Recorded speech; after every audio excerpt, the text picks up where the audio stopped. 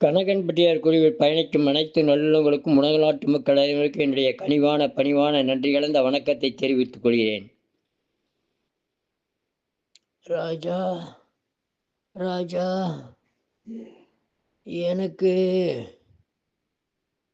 பைல்ஸ்ன்னு சொல்றாங்கல்ல, மூலம் உட்கார முடியல, நிமிர முடியல, நடக்க முடியல.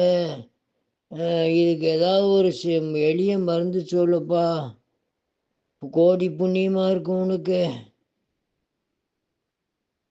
ஐயா பயப்படாதீங்க ஐயா, இதுக்கு எளிய முறையில் சொல்கிறேன் பாருங்க.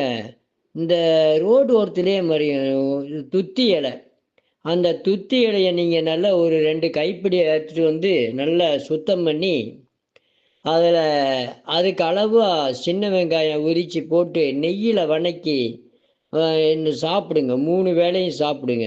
அது கூட இந்த பப்பாளி பழம் இருக்குது பார்த்தீங்களா, பப்பாளி பழத்தையும் மாம்பழத்தையும் சேர்த்து வெட்டி சின்ன சின்னதாக நறுக்கி தேனில் ஊற வச்சு அதை சாப்பிட்டு வாங்க ஐயா. பைல்ஸ் ஆகுது, கீல்ஸ் ஆகுது, எல்லாமே சரியாக போகும். அப்படி இல்லையா? ஆமாங்க ஐயா, நீங்கள் இதை செய்து சாப்பிட்டு வாங்க. வேறு எந்த மருந்துக்கு செலவு பண்ணாதீங்க.